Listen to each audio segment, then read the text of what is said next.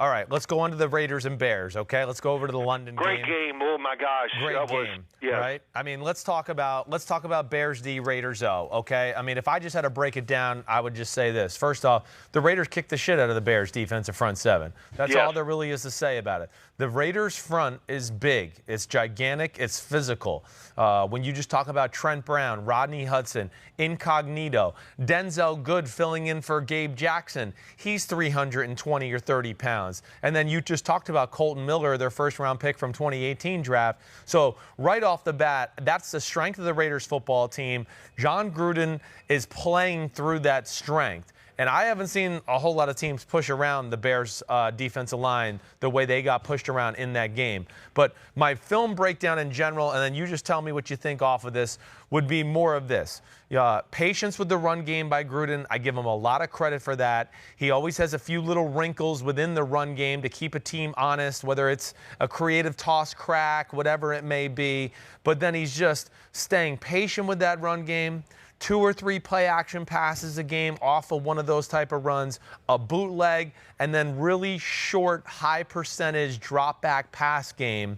He's playing to the strengths and limiting the weaknesses of their team right now, which I think is brilliant, and I got to give Jon a lot of credit. And they really had a great game plan and really controlled that game versus the Bears. That score is misleading. They dominated the game more than 24-21 late victory. Yes. They dominated the game. It was almost like, you want to look at the tape or watch the game and go, well, the Bears are just not into it. That's what you want to say. Yes. But really, what you're seeing is the reality.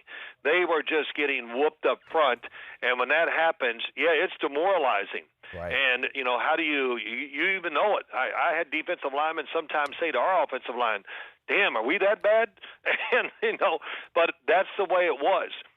Khalil Mack was a non-factor in the game. In the run, I think he had pressure maybe once or twice. I can't really remember, but I just kept going. Wow, they are handling him. And I look at Colton Miller, who's 6'9", over 300 pounds, playing left tackle, and they get in their stances. I look over and I see 77 getting his stance, and he makes Colton Miller, Trent Brown that is, he makes him look small. Right. And the size and the power. And, I've said this, and, Jon Gruden, we all think about, he's going to trick it up and all. No, it's old, like you say, old school. Yep. He's going to run it, be physical, keep his quarterback in good situations, and all the things you said are right. Derek Carr is athletic enough. He's accurate. He's throwing the ball well. So he's not missing many chances. If they're open, he's hitting them. And if it's not there, he can move and make it happen. So it's a great formula right now that they got going. The wide receivers, when I look at them at wide receiver, I think, they're okay. Right. But it's not about them. No, it's not. And that's why they're playing the way they are. I'm glad you brought that up. Go ahead. Keep going. Sorry. Well, I just think that's it. That they built, hey, Mike Mayock, you sit back and Jon Gruden's out of the game all this time. And then what was one of the first things I said? If your offensive line is not up to it, then your whole team stinks. It's just it's unbelievable. The first person you hire when you become a head coach, you make sure you go, I can get this offensive line coach. He'll take care of everything. Now I'll get somebody to design some of the pass plays or whatever and do it that way. That's how important the offensive line is. We overlook it. And we judge quarterbacks that play behind awful offensive lines, and then we give too much credit to ones that are playing behind the great offensive lines and put up good numbers. But, which is always frustrating doing this job, but that's the way it is, and we live with it. But very impressed with what you said, and Josh Jacobs. So they knew what they wanted to do during the offseason, Christopher. Right. So they draft the guy that fit the mold. Yep. Josh Jacobs. Nothing fancy except see it, run it, hit it. Right. And it's pretty cool to watch. It is pretty cool. And you said about the receivers, hey, there's no Tyrell Williams there right now. He's injured. Of course, they lost Antonio Brown. That was going to be a big part of their offense. Where they've made up for it is these 3 tight end sets. 83 Waller, 87 Moreau, 85 Carrier. I'll give Gruden a lot of credit. He's been getting them on the field. And because they're all athletic, they can put you in a bind with, ooh, it's power run game. Ooh, they're spread out on this play. What do we do? We're in our base defense, and now we got linebackers covering tight ends who are pretty good pass catchers. I think that's another interesting aspect overall. Okay, I got to. Let me just, real quick, you bring up a great point. Right. Just being very general. Yeah. I see more double tight ends and 3 tight ends. There's Frank Reich that came from Philadelphia. Yes. He's coming out in 3 tight ends all the time. A lot, no doubt. And it's a bag of everything. Run it, counters, screens, play actions. And I always say, I haven't watched the Colts offense yet against Kansas City, but every time I watch the Indianapolis Colts, and I'm not exaggerating, every time I go, wow, that is something I don't think I've seen so far on the offensive side of the NFL. Yeah. Either a formation where they run something out of, or a concept that I go, why? How do you stop that? And it's really cool. And of course, that's what he's doing. He's got talent, but he's making them better with the scheme too. All right. So I got a question from Twitter at Kauai808 Kauai. Sorry if I say that wrong. Wants to know, how much credit does Tom Cable get for the success of the Raiders' offensive line? Well, I think I'm going to give him credit. He had a rough time up in Seattle, but I think he's with the perfect guy, and Jon Gruden. They got a relationship, all that. And the biggest thing of all, they probably went out and got the kind of players. When you look at this line, they're not beautiful, that's for sure. They're about power and size and all that. And meanness and being nasty, right. And Richie Incognito. I'm not going to go in the story of Miami, which I think as time goes on, we realize really what went on down there. But but he brings a toughness that every line needs at least. Yeah, they need that asshole on their line. I was going to let you say it instead of me. Good. Yeah, if you get 2 of them, now you're cooking, and it rubs off. It does. Yes. That every locker room needs a couple guys. An offensive line needs 1. The defense needs 2, and all this. You need those kind of guys on your football team to keep They give you energy, they give you a little edge, and no matter what's going on, it's a fight. Hey guys, we don't win or lose. We're going to keep fighting. And for real. Let's just go out there and fight. Right. And that's what offensive linemen do. Yep. And you empower them when they know they got a running back behind them like the Raiders. And I say this, I think it empowers offensive linemen when they know the running back, if we give him a chance that he'll hit it and make something out of it, they just go, let's go. Yeah. And I'm with you. It's their turn to beat up on the defensive lineman instead of sitting back pass blocking and getting their ass tore up by these guys running at them. Yeah, that's right. And, hey, listen, this is other things we got to point out. I mean, the Raiders, early in the fourth quarter, threw a screen pass to Trevor Davis. He fumbled on the 1-yard line going into score, right? Yeah. So there's that. Of course, they gave the Bears the short field. Josh Jacobs, who thought he was going to get a handoff from Derek Carr, but it should have been a toss play. I know the play that was coming. It was 99 Philly, of course, because I know Gruden's offense. So that fumble that they gave the Bears the short drive for their first touchdown of the game, that was a mistake by Josh Jacobs. So really, the Raiders dominated the football game. One last question for this side of the ball. At Carey0078 would like to know how you stop or slow down a great pass rusher like Khalil Mack, and like the Raiders did on Sunday. You mentioned some of it. I mean, to me, they didn't really have to stop them because they didn't make it a drop-back pass game. They constantly made Khalil Mack worry about the run. Oh, gosh, here it comes downhill. Oh, here's a boot, but I'm still having to worry about the run because it looks like a run fake. Oh, now it's a boot, so you don't get the pass rush that way.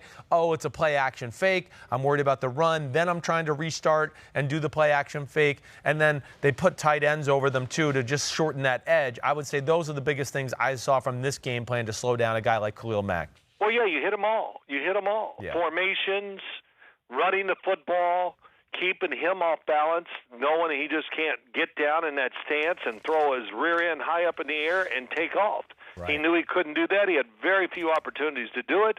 And there's nothing like, you and I talked about this one maybe this past offseason, that when you look at college tackles, quit looking for great athletes. Right. Look for guys that can anchor and stop the power rush. Yes. Almost, probably to me, I'll go high, 80% of all sacks are power. Right. because everybody, I can't let him get around the edge, and then they end up running you over. Even smaller pass rushers can run over these giants. Right. So get guys that can anchor, got strength, and just think, he's going against Trent Brown and Colton Miller, who's 6'9". Trent Brown's a giant. If Trent Brown puts his hand on you, you're done. Right. And Colton Miller, you beat him. He's still tall and long, so he can still probably get to you and at least help you go behind the quarterback or whatever. So having guys at tackle with great size, you got to remember, Khalil Mack is really a linebacker / defensive end. Exactly right. So he's not going to be able to, that's leverage. There's a lot of things to that when he meets certain matchups, it's not going to be in his favor. Yeah, that's right. He's not just going to overpower a guy like Trent Brown all game long. No, there's no way. You can't. No way.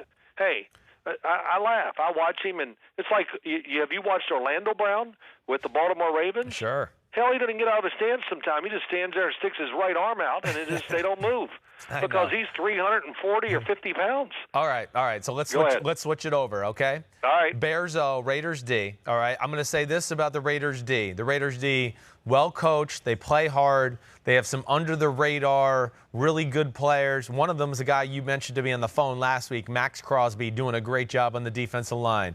Yep. Their P.J. Hall at defensive tackle, Hankins, that used to play on the Giants. Right. He's doing really well. The secondary, sneaky good. Gary and Conley having a good second year after a rough rookie year. They got 2 safeties in LaMarcus Joyner and Carl Joseph, who are safety / nickel corner hybrids, so they can do different things with them. So that would be my breakdown of just what I see from the Raiders. They're not reinventing the wheel. I don't sit here and go, oh, my gosh, what great talent. But they're well coached and they play hard, and they got some young up-and-comers that I like. Well, but hold on. Let's go ahead. Let's just go into this, though, now. The Bears offense. Yes. What the is it? Okay. I don't know what they're trying to, again, accomplish. Well, you and I have argued about this. Not argued. We've talked about this. What is your calling card? What is your calling card? There is no calling card. There's no dedication to the run game. The offensive line's not playing good. And I think the offensive line is not out of this. Should be good. The offensive line should be way above average. It should be, if we ranked them from 1 to 32, at worst it should be like 12 to 14, somewhere in there. Agreed. I agreed. But you're right. Right now, they probably look like they're the 18th to 22nd. Why? Because there is no bread and butter to their offense. And they look like a team that doesn't really practice the run game or put a whole lot into it as far as schematics on a week-to-week basis. So those are some of my issues altogether with the offense of the Chicago Bears, let alone they're predictable with some of their pass patterns and what they do formationally. And then you add on top of it, I don't care if this was the full scope of the offense or not, okay? Because we've heard that from Matt Nagy. Well, if this was the full scope, it's not that good either. And that's concerning to me, let alone Chase Daniel is, got issues as far as physical talent is concerned at the quarterback position.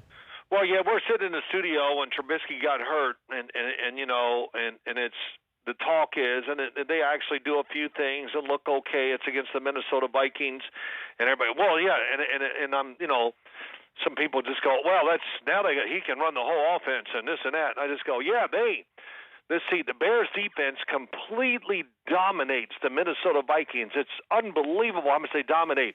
And you put up a whopping 16. Yeah, you really, Right. And that kind of shut some people up. And then, of course, this game, whatever, but you're right.